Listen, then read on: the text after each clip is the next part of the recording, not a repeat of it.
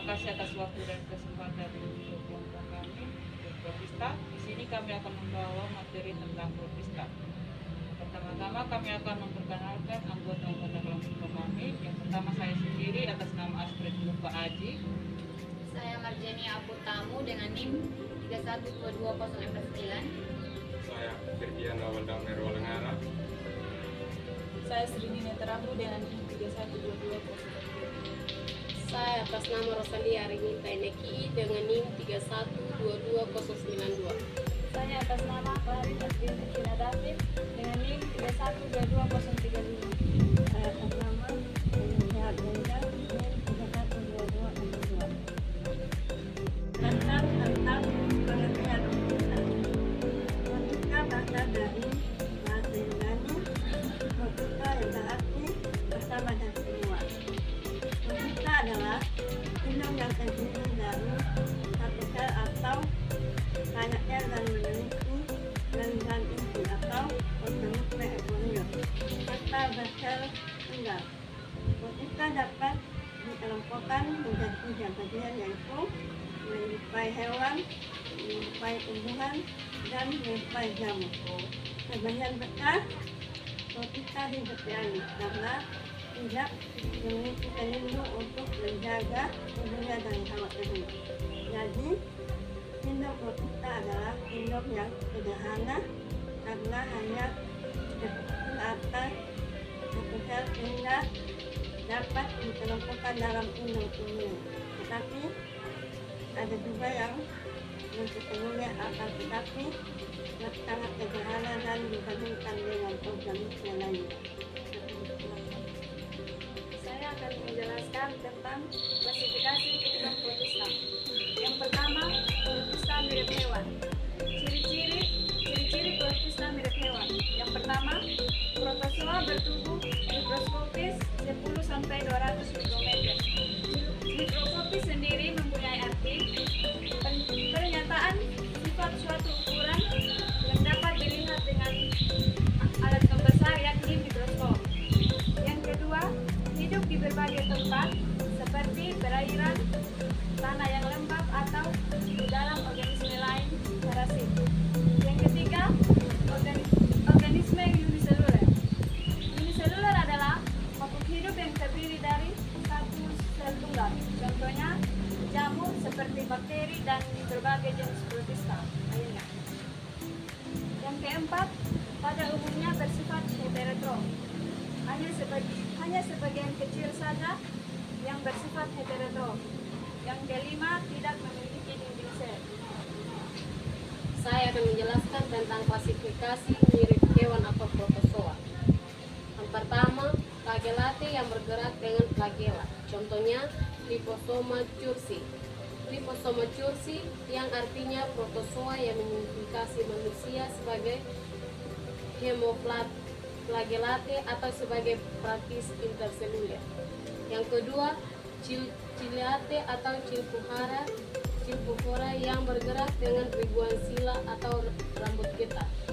Contohnya, Balatidum coli. Balatidum coli adalah praktis yang dapat menyerang pencernaan dan menyebabkan belata di sisi. Yang ketiga, Rhizopoda yang bergerak dengan Pseudopodia atau kaki semu di permukaannya. Contohnya, Amoeba. Amoeba adalah organisme kecil bersel tunggal yang hidup dalam kondisi lembab seperti di air tawar, air asin, tanah, dan di dalamnya hewan. Yang keempat, Sporozoa yang tidak memiliki alat gerak. Contohnya, Plasmodium falciparum.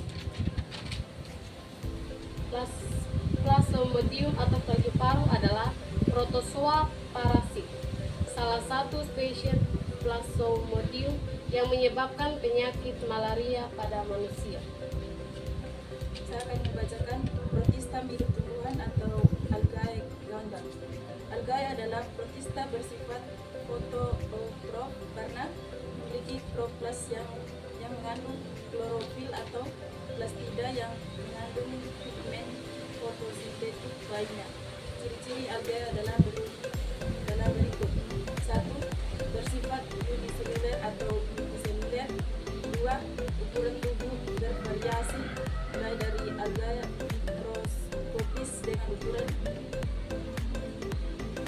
agar makroskopis. 3. Bentuk tubuh tetap karena adanya dinding sel. 4.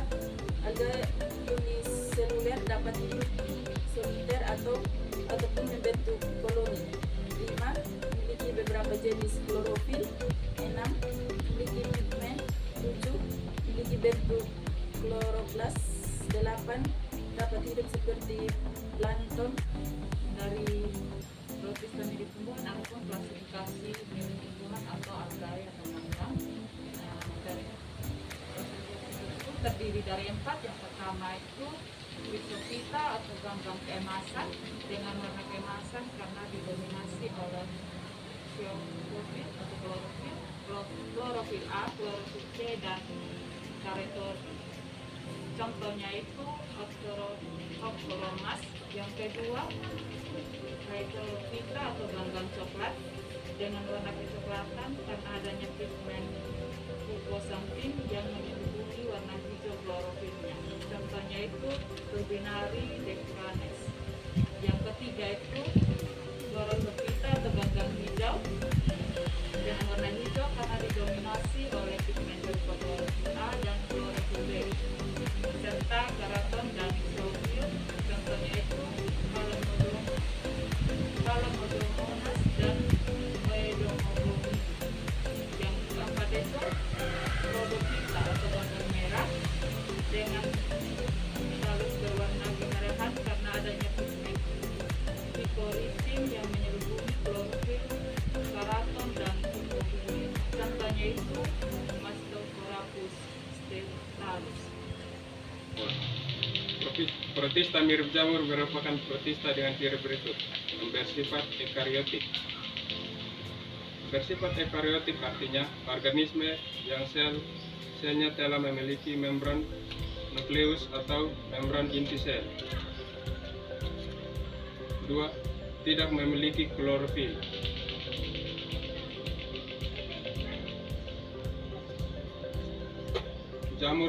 Jamur merupakan tanaman yang tidak memiliki klorofil sehingga tidak dapat melakukan proses fotosintesis menghasilkan makanan sendiri. 3. Dapat menghasilkan spora. Tumbuhan yang dapat membentuk spora adalah tumbuhan paku, tumbuhan pak air, tumbuhan lumut, dan jamur. 4.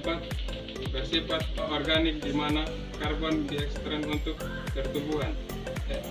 Heterotok dikenal sebagai konsumer atau yaitu makhluk hidup yang tidak dapat membuat makanan sendiri dalam rantai makanan dan hanya memperoleh makanan bergantung pada yang lain. Di sini saya akan menjelaskan tentang klasifikasi protista mirip jamur. Protista mirip jamur itu dibedakan menjadi 2. Yang pertama, jamur air atau Oomycotina yang bersifat heterotrof dan berperan sebagai pengurai organisme mati, saprofit atau sebagai parasit pada organisme lainnya. Bersifat heterotrof artinya tidak bisa membuat makanan sendiri dan hanya bergantung pada tumbuhan lain. Contohnya itu Pitillum sp atau penyebab penyakit pada kecambah. Ciri-ciri dari Pitillum sp yaitu berbentuk bulat dan berkecambah sedikit berbentuk lurus. Yang kedua yaitu jamur lender Minicotina yang bersifat heterotrof fagosit dengan fase makanan berbentuk massa ameboid seperti amoeba yang disebut dengan Plasmodium.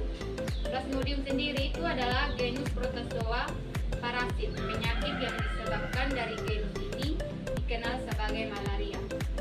Contohnya itu Ciberia sp